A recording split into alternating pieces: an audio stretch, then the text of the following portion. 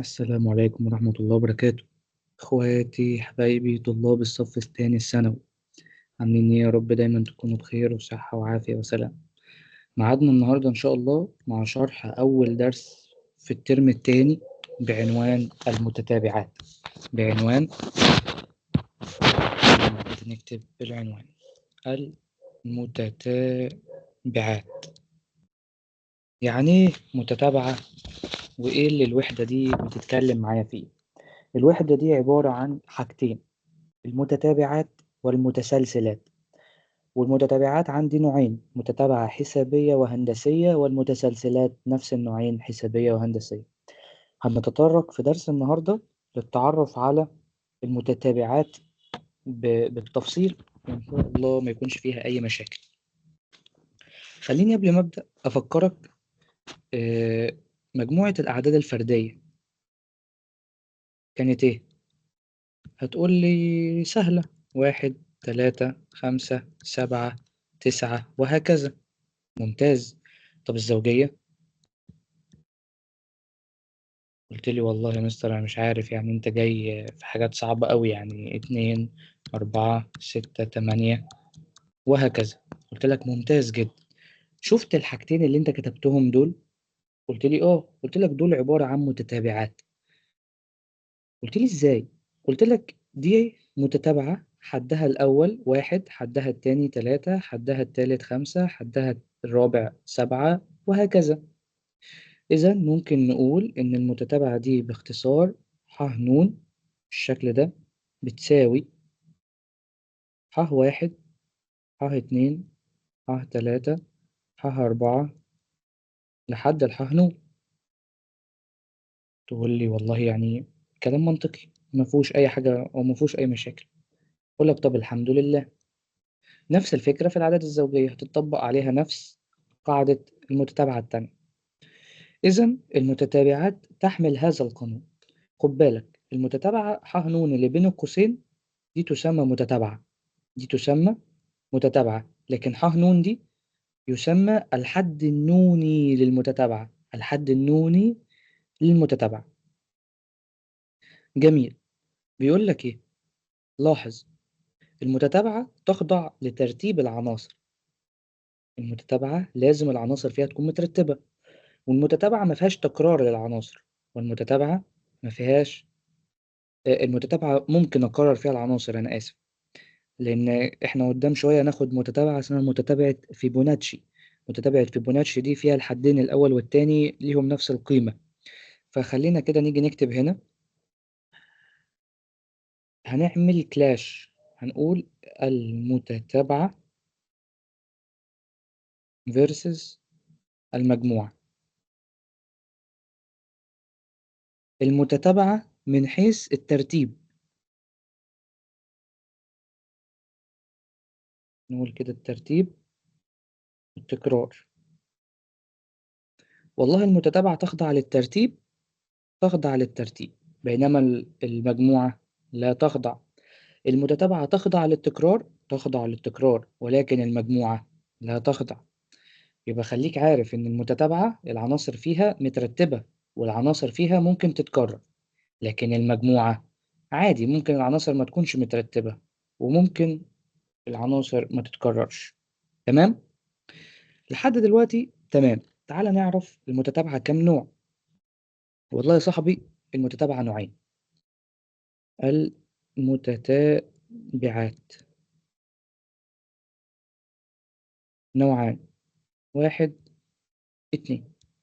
1 متتابعة منتهية، 2 متتابعة غير منتهية.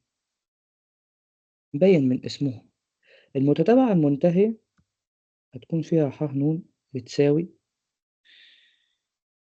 وهنيجي كده نكتب 1 2 3 4 5 وأقفلها.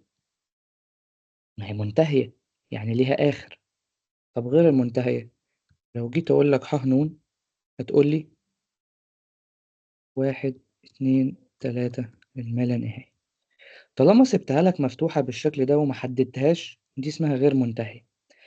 طالما قفلتها وقُلت لك إن آخري هنا، دي اسمها منتهية. كلام جميل. طب مثال، عندي مثال بيقول لي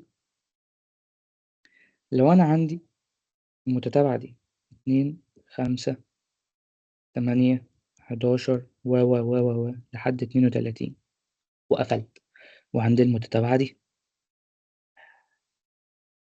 نص 1 2 4 6 وهكذا، دي منتهية والّا لا منتهية، والتانية منتهية والّا غير منتهية. جيت بصيت في آخر حاجة، لقيت إن أنا عندي رقم، يعني أنا وقفت عند الرقم ده، يعني دي منتهية. جيت بابُص عند آخر حاجة ما لقيتش، لقيت إن أنا مكمّل للما لا نهاية، فدي غير منتهية. نصعّب الموضوع شوية، نطلع بالموضوع ونصعّبه سيكا. قال لك المتتابعة ح ن بتساوي 2 ن ناقص 3 حيث ن تنتمي 1، 2، 3. المتتابعة ح ن بتساوي 2 ن ناقص 3 حيث ن تنتمي ص الموجبة. آه، ركّز، هنا ن ليها 3 قِيَم، يعني هتيجي تعوّض هنا هتدّيك قيمة 2، 3، يعني المتتابعة دي هتطلع قيمة 2، 3، يعني هتقدر تعدّهم، يعني دي منتهية. لكن هنا المتتابعة تنتمي ص الموجبة، ص الموجبة دي اللي هي 1، 2، 3 لحد الما لا نهاية، فأنت هنا هيبقى عندك إجابات كتير، فدي مالها؟ غير منتهية. والله كلام جميل. تعالَ ناخد مثال كمان. الجزء اللي بعد كده بيقول لنا إيه؟ الجزء اللي جاي ده بيقول لي عندي حاجة اسمها الحد العام للمتتابعة. طب أنا هاقول لك على حاجة قبل ما نبدأ، على فكرة مش كل المتتابعات ليها حد عام، مش كل المتتابعات ليها حد عام، يُرمز للحد العام للمتتابعة بالرمز ح ن، ويسمى أحيانًا بالحد النوني، وهو صورة العنصر الذي ترتيبه ن في المتتابعة، ويمكن استنتاجها من خلال بعض الحدود المعطاة من المتتابعة، وذلك لإدراك العلاقة بين الحد ورتبة الحد. رتبة الحد اللي هي ن، ن دي رتبة الحد، ده الحد. طيب تعالَ نفهم الكلام ده. جه قال لك ح ن هي عبارة عن مجموعة الأعداد الزوجية 2، 4، 6، 8 إلى الما لا نهاية. فقال لك هات لي الحد العام، فجيت أفكّر مع نفسي وأقول الحد العام، فمثلًا قُلت إن ال2 دي هي عبارة عن 2 في 1، ال4 2 في 2، ال6 2 في 3، 8 2 في 4. فأنا ملاحظ إيه، إن ال2 دي ثابتة، وال1، 2، 3، 4 بتتغيّر، ما هي دي النون، يبقى الحد العام للأعداد الزوجية 2 ن. طيب لو جيت قُلت لك عايزين مثلًا المتتابعة اللي بالشكل ده، نُص، ربع، تُمن، 1/16 إلى الما لا نهاية. فدي هنجيب الحد العام ليها إزاي؟ قعدنا كده نتكلم شوية مع بعض، فباكتشف إن نُص دي ممكن تكون نُص أُس 1، ربع هي نُص أُس 2، تُمن اللي هي نُص أُس 3، 1/16 دي اللي هي نُص أُس 4. فاكتشفت إن الحد العام للمتتابعة دي هو نُص أُس ن، قدرت أجيب لها الحد العام. ممتاز.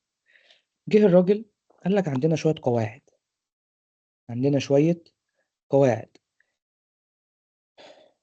متتابعة أعداد العد ح ن بتساوي ن، دي أعداد العد.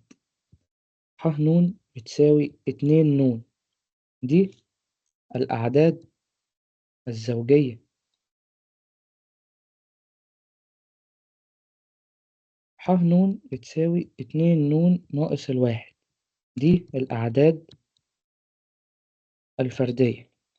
دي الأعداد الفردية. طب الأعداد المربعة، ح ن بتساوي ن تربيع، دي الأعداد المربعة. خد بالك الأعداد الأولية ملهاش متتابعة، لأن الأعداد الأولية عبارة عن 2 3 5 7 11 13 وهكذا، فأنت مش هتقدر تطلع علاقة. فدي متتابعة الأعداد الأولية ليس لها حد عام. ليس لها إيه؟ حد عام. طيب تعالى ناخد شوية أمثلة وتعالى نطبق عليهم. بيقول لك إيه؟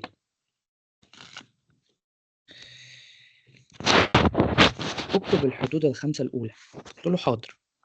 المتتابعة اللي جاية دي، حيث إن الح واحد ب5 و ح ن زائد الواحد بتساوي 3 ح ن، والنون أكبر منها وتساوي الواحد، واكتب الحد العام. حاضر. والله العلاقة اللي أنا شايفها دي، قال لك النون أكبر منها وتساوي الواحد. طب ما تروح تعوض عن النون بواحد، يعني هقول له إن النون بتساوي واحد. عند النون بتساوي واحد، فدي هتبقى ح اتنين بتساوي 3 ح واحد، وأنا عندي ح واحد ب5، يعني 3 في 5 ب15. طب يلا، ح 3 بتساوي 3 ح 2، ما ح 2 ب15 في 3 ب45. ح 4 بتساوي 3 ح 3، ما ح 3 ب45 في 3 ب135.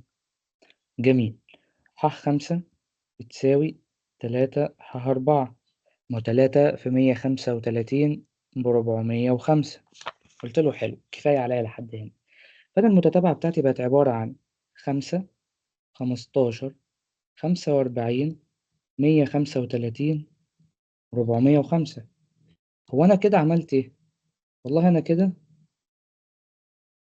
كتبت له الحدود. أدي 5 15 45 135 405. هو مش عايز 5؟ كتبت له الخمسة. ممتاز. طب الحد العام للمتتابعة اللي قدامي دي دلوقتي هكتبها إزاي؟ قلت لك سهلة. أنت كده كده لو جيت بصيت هنا هتلاقي إن الحد الأول ب5. ممتاز. طب وبعدين هتكتشف إن أنت هنا دي ضارب ال5 في 1، بعد كده ضارب ال5 في 3، 5 في 9، 5 في 15، قصدي 5 في 27، 5 في 81. فخلاص العلاقة العامة بتاعت المتتابعة دي 5 في 3 أس كام؟ ن ناقص الواحد. لو النون بواحد، 5 في 3 أس صفر تطلع 5. لو النون ب2، 5 في 3 ب15 وهكذا. فده الحد العام للمتتابعة. طيب اداني مثال تاني. قال لي إيه؟ قال لي ح ن زائد الاتنين بتساوي ح ن زائد الواحد زائد ح ن، وقال لك إن ن أكبر منها وتساوي الواحد، وقال لك إن الح واحد ب3 والح 2 ب7. مفيش مشكلة. عوض يا باشا. النون أكبر من واحد، فأنا هبدأ أعوض عن النون بكام؟ بواحد. عند النون بواحد هتديني ح 3 بتساوي ح 2 زائد ح واحد. ح 2 زائد ح واحد ب10. يلا بينا. بعد كده ح 4 بتساوي ح 3 زائد ح 2. ما هو ح 3 ب10 وح 2 ب7 يبقى 17. الحد الخامس بتساوي الحد الرابع زائد الحد التالت. ما الحد الرابع ب17 والحد التالت ب10، يعني 27، وهتكمل على هذا النسق. طيب هتكتشف إن أنت عندك الحد الأول ب3، بعد كده 7، بعد كده 10، بعد كده 17، كده 27. ما هو 5 حدود أهي. أنت عايز إيه تاني؟ ادي حد 2 3 4 5، 5 حدود جبتهم، جبت له المطلوب اللي هو طالبه، شكرا. جميل. قال لك ايه بقى؟ المتتابعة بعد ما عرفنا ان هي منتهية وغير منتهية بتبدأ تتقسم 3 انواع. عندي حاجة اسمها المتتابعات، نوع 2 3، تزايدية، تناقصية، ثابتة.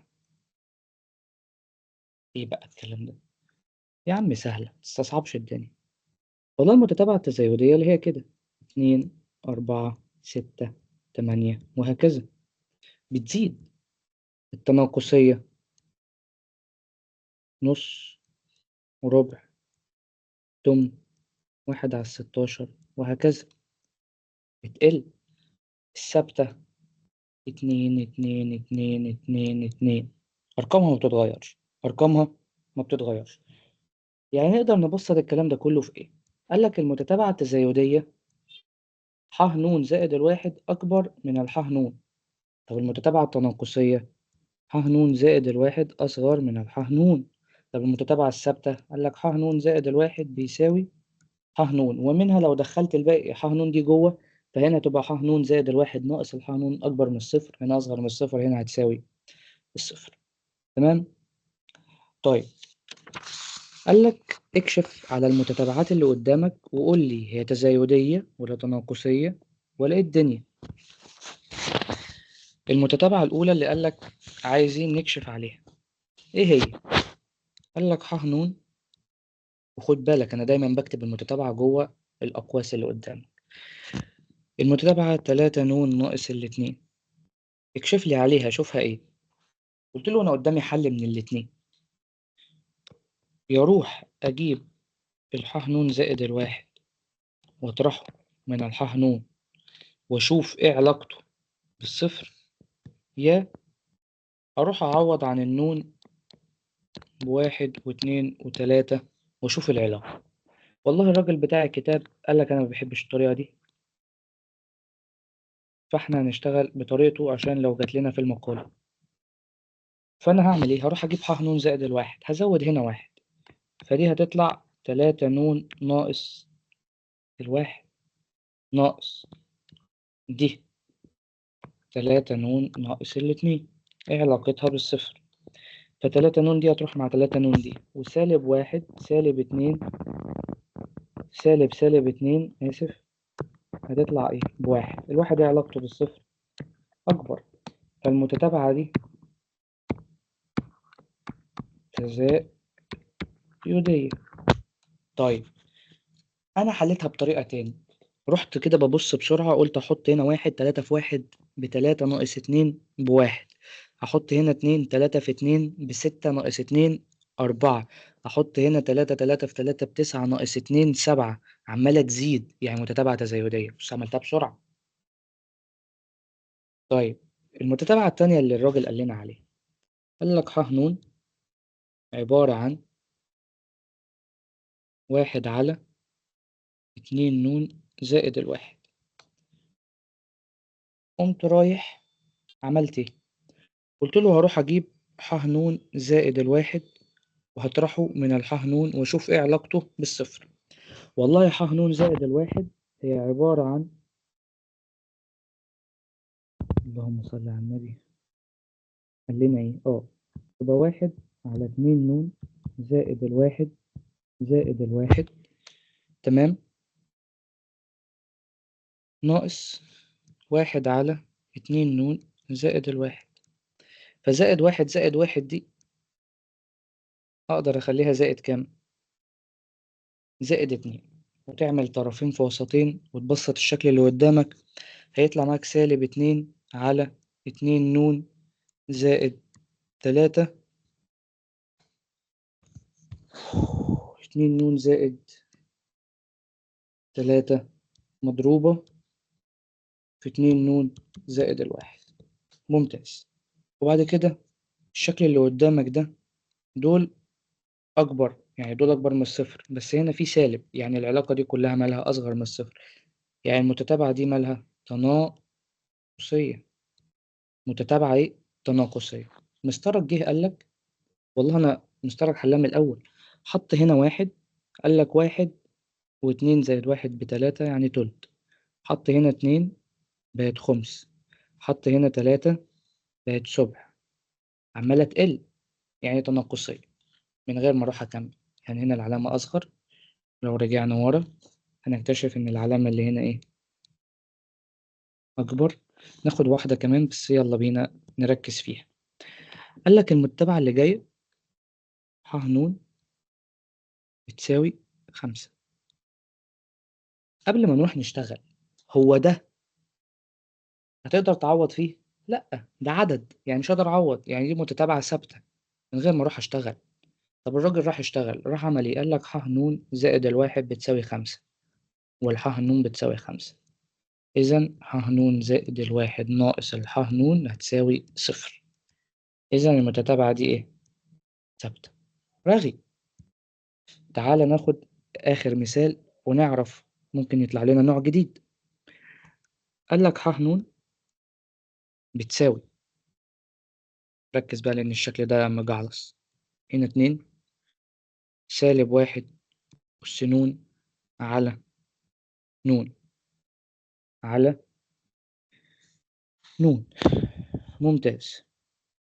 هيروح يجيب ح ن زائد الواحد ويطرحها من الح ن، وهنقول له بيساوي ح ن زائد الواحد، فتبقى سالب واحد أس ن زائد الواحد على ن زائد الواحد، طبعا بشيل أي ن وأحط ن زائد الواحد، زائد الاتنين، ناقص سالب واحد أس ن على ن زائد الاتنين. فهتلاقي إن الاتنين دي راحت مع الاتنين دي، هلاقي إن الاتنين دي راحت مع الاتنين دي. ممتاز. وهيتفضل لي سالب واحد أس ن زائد الواحد، والكلام الجميل اللي قدامي ده كله، فهحاول أبسط الشكل اللي قدامي. أبسطه إزاي؟ طبعا هيتفضل لي سالب واحد أس ن زائد الواحد على ن زائد الواحد ناقص سالب واحد أس ن على ن. طبعا ده طرح مقامات غير متساوية، أضرب المقامين في بعض وأعمل مقصات وآخد بعد كده عامل مشترك، هيتفضل لي سالب واحد أس ن زائد الواحد كلها مضروبة في 2 ن زائد الواحد على ن في ن زائد الواحد. أهو ده كده كتير، أروح أعوض.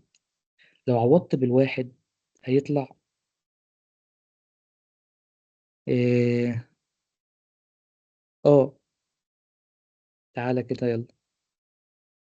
لو عوضنا بالواحد هتلاقي هنا دي بقت سالب واحد أس اتنين بواحد فخلص، وهنا واحد فدي اتنين، وفوق واحد تبقى تلاتة على الاتنين. طب يلا، ما هو أنا ممكن أعوض بسالب واحد. هو النون ليها شرط إن هي تعوض بالموجب بس؟ لأ. يعني لو عوضت بسالب واحد هتطلع سالب واحد أس صفر بواحد، وهنا سالب واحد هتطلع سالب واحد، وهنا سالب واحد، يعني هيطلع الناتج معايا سالب حاجة. فطلع عدد موجب عدد سالب، لو عوضت بعدد موجب يطلع موجب، لو عوضت بعدد سالب هيطلع سالب، فطلع مرة موجب مرة سالب مرة موجب مرة سالب. فطالما طلعت مرة موجب مرة سالب بالشكل ده، دي اسمها متتابعة ليست تزايدية وليست تناقصية. ليست وليست، يعني المتتابعة دي ليست تزايدية وليست تناقصية. ممتاز. طيب، خد بالك، المتتابعة الثابتة احنا قلنا اتفقنا المتتابعة الثابتة بتكون كلها أعداد واحدة، خمسة خمسة خمسة. ممكن تكون منتهية، ممكن تكون غير منتهية، سالب اتنين سالب اتنين سالب اتنين وهكذا. فدي غير منتهية، ولكن الاتنين دول متتابعات ثابتة. تمام؟ جميل. بيقول لك اوجد الحل العام للمتتابعة. هنكتبها 9 13 17 21 للما لا نهاية، ثم اوجد ح 7 وح 10، واوجد رتبة الحد الذي قيمته 65. أول حاجة تعالى نجيب الحد العام، هنجيبه يسهل لنا الدنيا. والله ببص للتسعة و13 و17، فطالما الأعداد ملهاش علاقة ببعض ممكن تجرب الجمع. فاكتشفت إن التسعة دي 5 زائد الأربعة، ال13 5 زائد الأربعة في 2، ال17 5 زائد الأربعة في 3، ال21 5 زائد الأربعة في 4. يعني الحل العام بتاعي 5 زائد 4 نون، يعني ح نون للمتتابعة بتاعتي بتساوي 5 زائد 4 نون. ممتاز. وخد بالك أنا معايا الحد الأول ب9، معايا ح واحد ب9. قال لك عايز الح 7. خلاص ح 7 5 زائد 4 في 7 بتساوي 4 في 7 ب28، 28 و5 33. ح 10 بيساوي 5 زائد 4 في 10، 4 في 10 ب40 و5 45. تمام؟ تمام. جه قال لك عايز الحد الذي رتبته 65. فخلاص أنت عايز ح ن بتساوي 65. ما أنت عارف إن القانون بتاعك 5 زائد كام؟ 4 ن. هحل المعادلة دي، أودي ال5 بعكس الإشارة فتبقى 4 ن بتساوي 60، وأقسم على الأربعة تطلع النون بكام؟ 15. نون ب15، إذا رتبة الحد تساوي 15. رتبة الحد تساوي كام؟ 15. ممتاز جدا جدا. ناخد شوية أمثلة.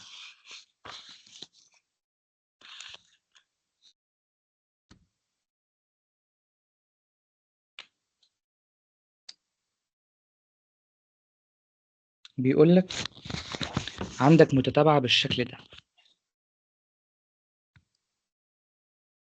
3 على 13، 7 على 10، 11 على 7، 15 على 4 ونقط.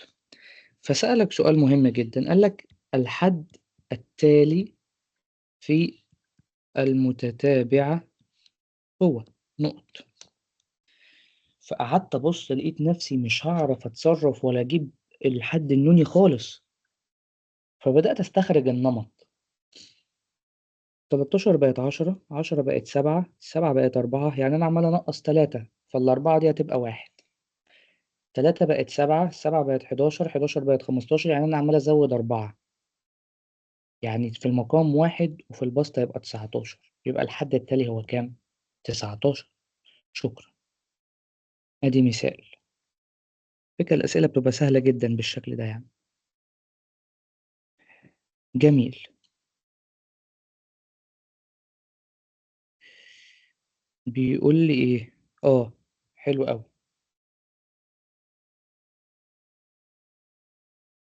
قال لك المتتابعة دي 8 ناقص 6 س، بعد كده 7 ناقص 4 س، بعد كده 6 ناقص 2 س، وهكذا.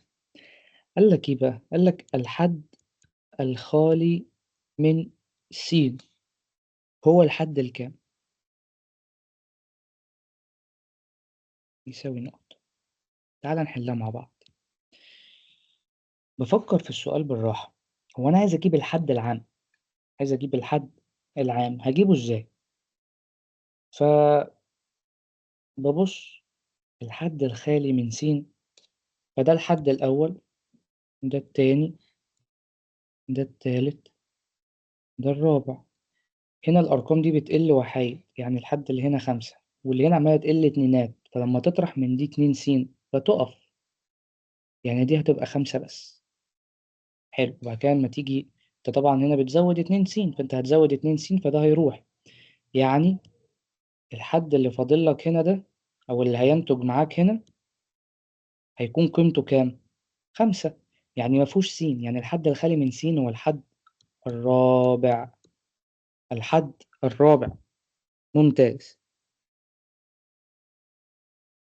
في سؤال بيقول لك المتتابعة اللي قدامك الحد النوني بتاعها -1 أس ن على 2 ن. ده الحد النوني بتاعك. أنا عايز الح 6 تساوي نقطة. يعني إيه عايز الح 6؟ يعني هروح أشيل النون وأحط مكانها كام؟ 6. -1 أس 6 على 2 في 6.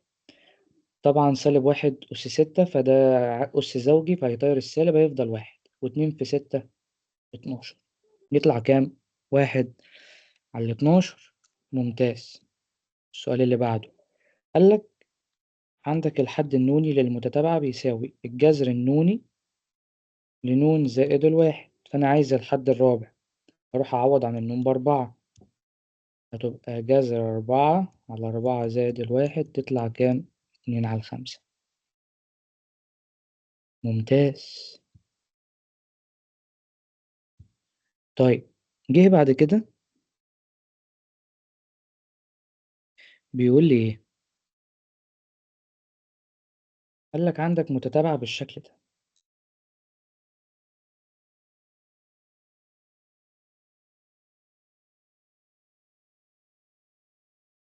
1 1.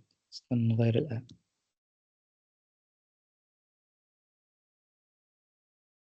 بسم الله. قلت لك متتابعة بالشكل ده، 1 1 2 3 5، بعد كده 8 13 وهكذا. قمت ساكت ثواني وقمت قايل له ده الحد الأول، ده التاني، ده التالت، ده الرابع، الخامس، السادس، السابع. فقعدت أدور، حاولت أكتشف العلاقة بين المتتابعة دي، فاكتشفت إيه؟ إن ده هو عبارة عن اللي قبله، الاتنين ناتج اللي قبلها، التلاتة ناتج الاتنين اللي قبلها، الخمسة ناتج الاتنين اللي قبلها، ال13 ناتج الاتنين اللي قبلها. فالحد التامن هيكون 13 و8 21. الحد التاسع هيكون ناتج اللي قبلها، هيبقى 34. الحد العاشر هيكون ناتج اللي قبلها 45 اللي هو عايشه. قال لك أنا عايز الحد الكام؟ قال لك أنا عايز الحد العاشر 55. أنا آسف، العاشر. والحد العاشر بيساوي كام؟ 55. تمام. ناخد مثال كمان. قال لك المتتابعة عبارة عن ح ن اللي هي طبعا متتابعة فبتتكتب بين أقواس، ن ونون ناقص الواحد. فأنا عايز الخمس حدود الأولى. الخمس حدود الأولى يعني هبدأ أعوض عن نون بواحد. فلما أتعوض عن النون بواحد، واحد ناقص واحد بصفر، فأول حد صفر. 2 هتبقى 2، 3 تبقى 6، 4 تبقى 12، 5 هتبقى كام؟ 20. 5 في 4 طبعا ب20. يبقى الخمس حدود الأولى 0 2 6 12 20. تمام؟ جميل. لحد هنا أتمنى إن هي ما يكونش فيها مشاكل. بيقول لك إمتى ح ن هقول عليها تزايدية؟ والله لو ح ن زائد الواحد أكبر من الإيه؟ ح ن. وهنا نقدر نقول إن الدرس الأول انتهى. الحمد لله. شكرا. السلام عليكم ورحمة الله وبركاته.